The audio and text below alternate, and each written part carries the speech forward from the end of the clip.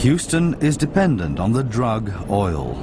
Without it, the refineries on the outskirts of the city would close down, in the second largest petrochemical complex in the world. The question of Washington's strategies for securing adequate oil imports in the future is nowhere of more interest than here. And we have to talk about Vice President Dick Cheney, because in this area, I think it's Dick Cheney who's the principal strategist in the administration. And I think he understands very well that increased U.S. dependence on imported oil will put the United States at greater risk, both of terrorism or involvement in local conflicts, and therefore we have to have a bigger, more powerful capacity for what they call power projection, for intervention in the developing world. And this has been the hallmark of the Bush-Cheney military policy from the very beginning. Dick Cheney became U.S. Vice President straight from the executive floor of the world's biggest service provider for oil companies and the armed forces, Halliburton. In his new office, he presented George W. Bush with a paper laying down the guidelines for America's energy policy in the decades ahead.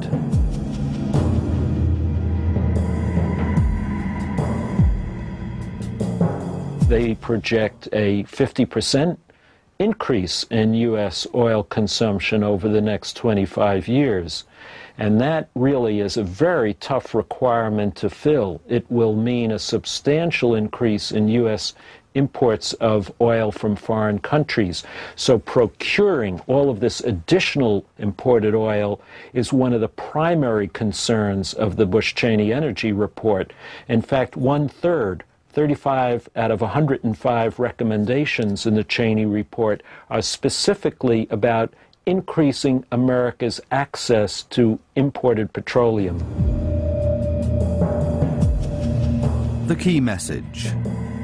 The report recommends that the President make energy security a priority of our trade and foreign policy. The Bush administration does not have a strategy other than invade the oil-producing countries and militarize the oil-producing regions and the oil choke points. That has been the thrust of all of Bush's policy so far. And you see it now in the Strait of Hormuz. You see it in the Strait of Malacca. You see it in Panama, in the Suez. The U.S. now is the military's sole goal around the world has become to militarize the choke points and to militarize the oil-producing countries that are friendly to the U.S. And I think that that trend is clearly going to continue. The report also sets its sights on a new oil region. Along with Latin America, West Africa is expected to be one of the fastest growing sources of oil and gas for the American market.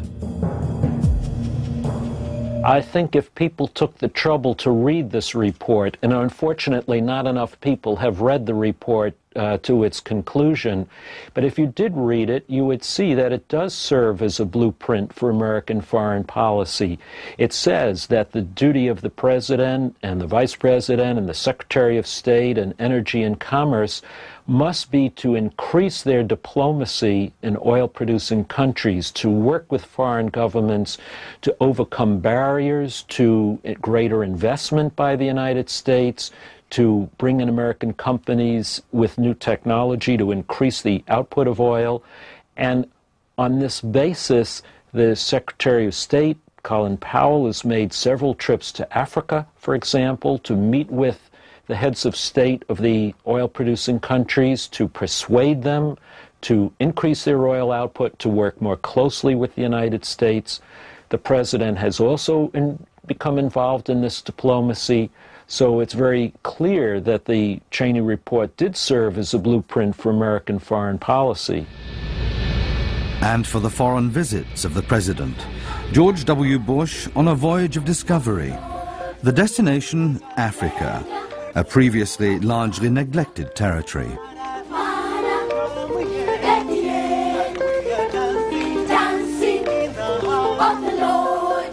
The schedule included a photo opportunity with AIDS orphans in Uganda. An opportunity, too, for the visitor to declare that his chief concern was to help Africa in the struggle against disease and poverty.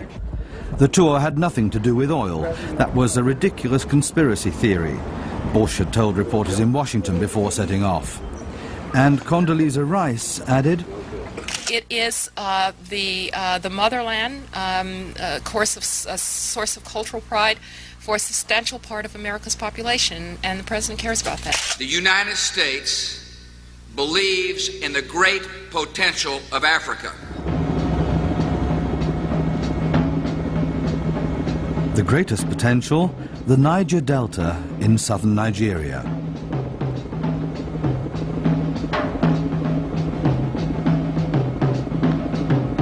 The country is fifth in the list of oil exporters to the USA.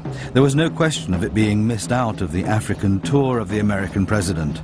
And George W. Bush counted himself lucky, as he put it, to have Nigeria's head of state as a friend. For a long time. I appreciate your leadership, and I appreciate your friendship. Thank you very much. The experts at the CSIS think tank in Washington are agreed. A key role is now being allotted to West Africa in America's bid to achieve greater independence from oil supplies from the Middle East. Today, West Africa accounts for 13 or 14% of U.S. oil imports because of new discoveries and expanding production that are going to bring on stream another 2 to 3 million barrels per day from that region in the next 5 years. U.S. imports from West Africa could exceed 20%, could reach 25%. West Africa has become a very important, exciting area, whether you're an American company, whether you're a European company, or whether you're a Japanese or indeed a Chinese company. They're all there wanting to be part of that production growth.